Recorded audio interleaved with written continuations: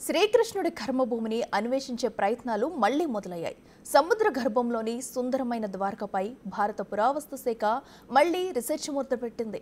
దాదాపు 20 ఏళ్ల తర్వాత under water archaeology wing Arabia సముద్రంలో పరిశోధనలు జరుపుతుంది. అసలు కృష్ణుడు నిర్మించిన ద్వారక ఎలా ఉండేది? సముద్రంలో ఎలా మునిగిపోయింది? ద్వారక అంతర్ధానమే కలియుగానికి నాంది పలికిందా?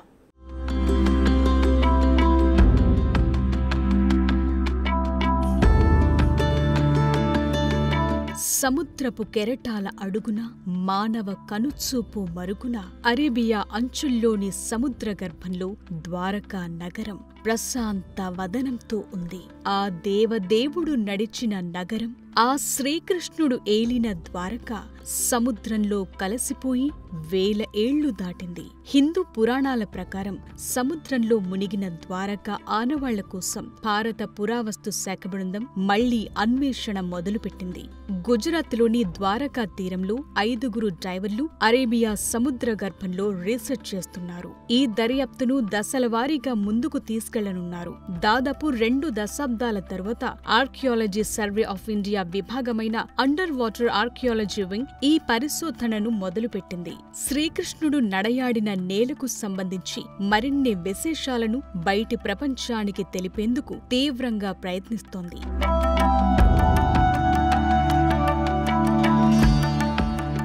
సముద్ర గర్భంలో ద్వారక ఇప్పుడెలా ఉంది? ద్వారకా నగరానికున్న ఆధ్యాత్మిక ప్రాముఖ్యతేంటి?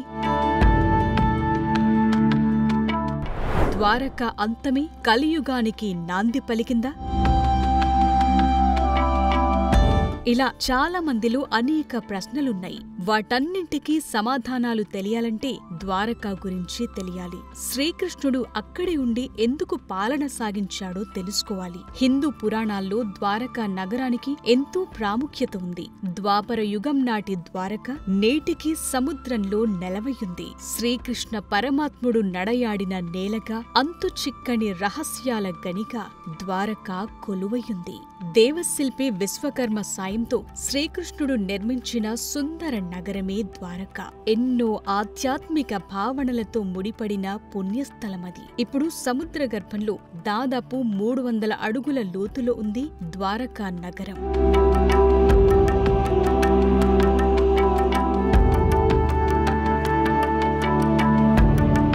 మునిగిపోయిన ద్వారక ఇప్పుడెలా ఉంది? ఆ నగరానికి సంబంధించిన ఆనవాళ్లు ఇంకా అలాగే ఉన్నాయా? శ్రీకృష్ణుని కాలం నాటి ద్వారక అవశేషాలు ఇప్పటికీ చెక్కు చెదరకుండా ఉన్నాయా? ద్వారకపై జరిపే పరిశోధనలతో కీలక ఆధారాలు లభించనున్నాయా?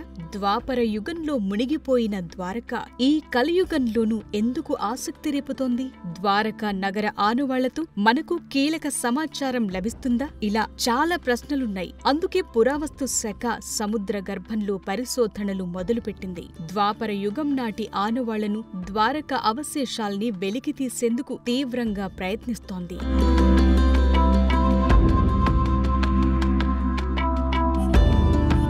హిందూ పురాణాల ప్రకారం భారతదేశంలో 7 మోక్ష నగరాలున్నాయి. అవి అయోధ్య, హరిద్వార్, మధుర, కాశీ, కంచి, ఉజ్జయినితో పాటు వాటిలో ద్వారక కూడా ఒకటి. కృష్ణుడు నడయాడిన నేలగా ద్వారక ప్రసిద్ధి చెందింది. అయితే శ్రీకృష్ణుడి జన్మస్థలం మాత్రం మధుర. తన అల్లుడు కంసుడిని చంపటంతో కృష్ణుడిపై పగబట్టిన జరాసంధుడు మధురపై వరుస దాడులు చేస్తాడు. తన ప్రజల్ని రక్షించుకునేందుకు కృష్ణుడు మధురను విడిచి గుజరాత్ తీరంలోని ద్వారకకు చేరుకుంటాడు. అక్కడే సుందరమైన నగరాన్ని నిర్మిస్తాడు. మహాభారతంలో ఈ నగరాన్ని ద్వారావతిగా చెప్తారు. అనేక ద్వారాలు కలిగిన నగరం కాబట్టి దీనికి ఆ పేరొచ్చింది. ప్రస్తుతం గుజరాత్లోని సౌరాష్ట్ర సముద్ర తీరంలో ఈ ద్వారక ఉంది.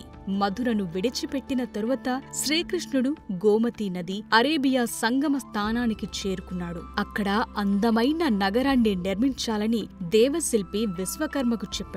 ఇక్కడున్న కొన్ని దేవుల్ని కలుపుకుని సుందరమైన నగరాన్ని నిర్మించాడు విశ్వకర్మ.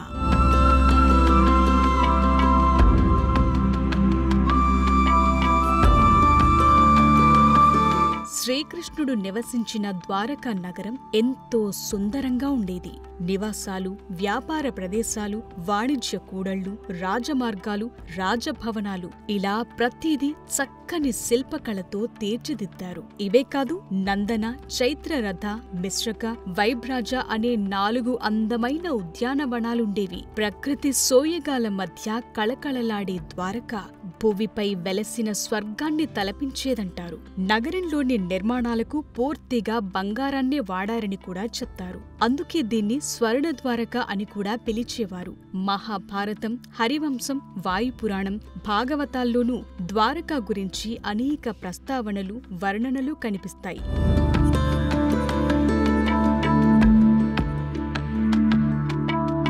కురుక్షేత్రలో తన మొత్తం సంతానాన్ని కోల్పోవటానికి కారణం శ్రీకృష్ణుడేనని గాంధారి నిందిస్తుంది. సరిగ్గా 36 తరువాత ద్వారకా నగరం నీట మునిగిపోతుందని శపిస్తుంది. ఆ తరువాత కృష్ణుడు అవతారం చాలించటం, ద్వారకా సముద్రంలో కలిసిపోవటం జరుగుతాయి. కొంతకాలానికి శ్రీకృష్ణుని మునిమనవడు వజ్రుడు సముద్రంలోని ద్వారకను తిరిగి నిర్మించాడంటారు. అలా ద్వారకా నగరం సముద్రంలో మునిగిపోవటమే కలియుగానికి నాంది పలికిందనే కథనాలున్నాయి. కృష్ణుడు నడయాడిన ద్వారకా నగర ఆనవాళ్లు, అవశేషాలు ఇప్పటికీ సముద్ర గర్భంలోనే ఉన్నాయనేది పురావస్తు శాస్త్రవేత్తల వాదన.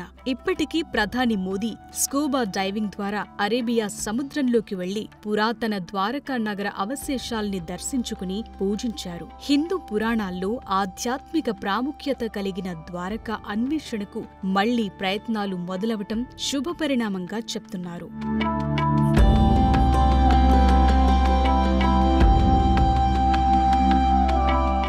శ్రీకృష్ణుడు నిర్మించిన ద్వారకా నగరం సముద్రంలో మునిగిపోయిందని పురాణాలు చెబుతున్నాయి. సముద్ర గర్భంలో నిజంగానే ఓ నగర అవశేషాలున్నాయని పురావస్తు శాస్త్రవేత్తలు పరిశోధనలు తేల్చాయి. అయితే నిజంగా అది శ్రీకృష్ణుడి ద్వారకా నగరమేనా? 2 దశాబ్దాల తర్వాత పురావస్తు శాఖ జరుపుతున్న పరిశోధనలతో ఏం తేలనుంది?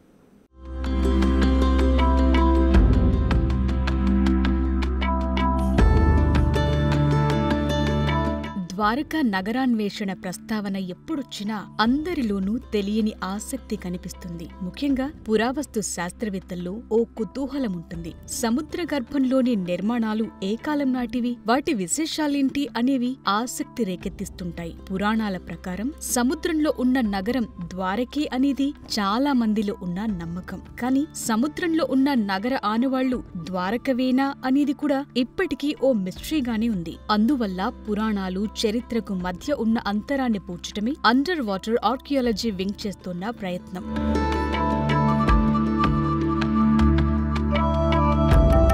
ద్వారక గురించి జరుగుతున్న అన్వేషణ తొలిసారేం కాదు. 1930లో తొలిసారి హీరానంద్ శాస్త్రి ద్వారక రహస్యాల్ని తెలుసుకునేందుకు అన్వేషించారు. 1963లో జెఎం నానవతి, హెచ్డి సంకాలియా ఆధ్వర్యంలో తొలిసారి ద్వారకలో తవ్వకాలు జరిగాయి. 1969, 70, 1983 నుంచి 1990 మధ్య సముద్ర గర్భంలో ద్వారక అవశేషాలను, అప్పుడు వినియోగించిన కొన్ని వస్తువులను సముద్ర పురావస్తు శాస్త్రవేత్తలు గుర్తించారు. చివరగా 2005 నుంచి 2007లో ఈ తరహా అన్వేషణ జరిగింది. అప్పుడు సముద్ర గర్భంలో ఓ నగర అవశేషాలు, అద్భుతమైన నిర్మాణాలున్నాయని తేల్చారు.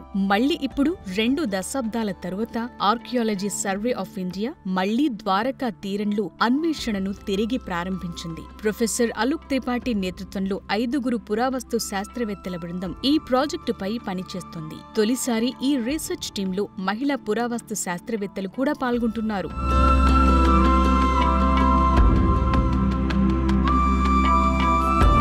ద్వారక అన్వేషణ దశల వారీగా కొనసాగనుంది. తొలి దశలో పరిశోధనల కోసం స్థలాలను గుర్తిస్తారు. ఆ అంశాల ఆధారంగా మరిన్ని పరిశోధనలకు ప్రణాళికలు రూపొందిస్తారు. ప్రాథమిక అధ్యయనం కోసం గోమతీ నది సమీప ప్రాంతాన్ని ఎంచుకున్నారు. ఈ అన్వేషణలో శ్రీకృష్ణుడు నిర్మించిన ద్వారకా నగరం నిజమని తేలితే మాత్రం నిజంగా అదో గొప్ప మలుపవుతుంది. అప్పుడు శ్రీకృష్ణ పరమాత్ముడు ఈ భూమిపై ఉన్నది, ద్వారకను నిర్మించింది, ప్రజల్ని పాలించింది కూడా నిజమని తేలుతుంది. మన చరిత్ర, మన పురాణాలు, ఇతిహాసాలన్నీ నిజమవుతాయి.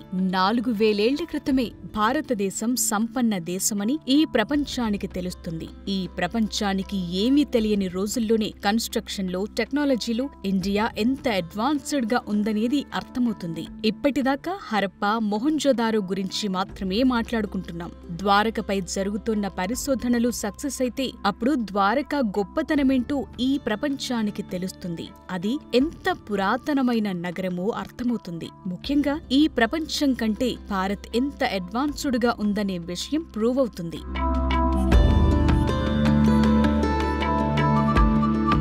ప్రస్తుతం ద్వారకా నగరాన్వేషణలో ఉన్న అండర్ వాటర్ ఆర్కియాలజీ వింగ్ 1980ల నుంచి నీటి అడుగున పురావస్తు పరిశోధనల్లో ముందంజలో ఉంది. 2001 నుంచి ఈ విభాగం లక్షద్వీప్, మహాబలిపురం, ద్వారకా, లోక్తక్ సరస్సు, ఎలిఫెంటా ద్వీపం లాంటి ప్రదేశాల్లో పరిశోధనలు నిర్వహిస్తోంది.